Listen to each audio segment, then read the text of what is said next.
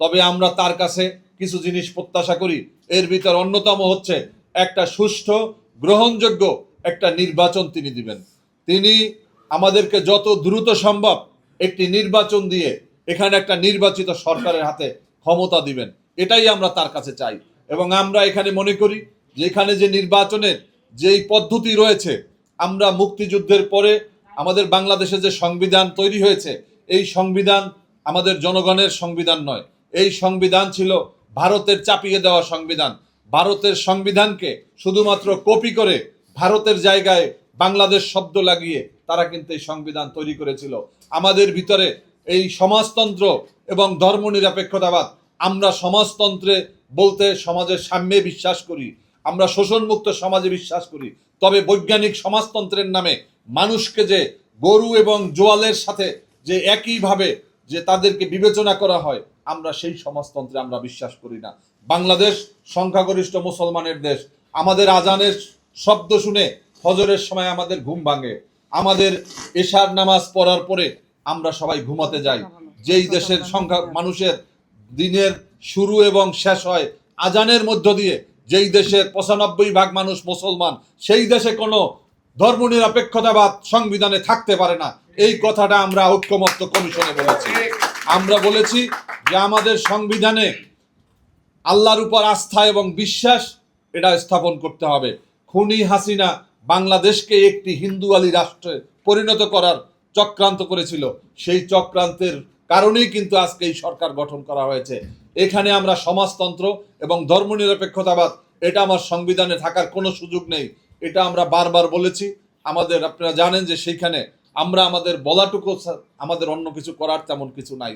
আজকে আমাদের সংবিধানের জন্য আমাদের এমন একটা সরকার আমাদেরকে নেওয়া দরকার, যেই সরকার ক্ষমতায় গেলে এদেশের মানুষের ভাষা বুঝবে, সংখ্যাগরিষ্ঠ মানুষের চিন্তা চেতনার আলোকে একটা সংবিধান গড়বে।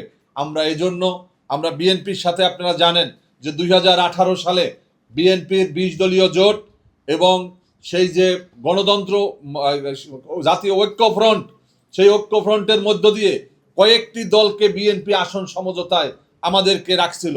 এর ভিতরে কিন্তু লেবার পার্টির তখন নিবন্ধন ছিল না। নিবন্ধন না থাকা একটি দল ছিল লেবার পার্টি।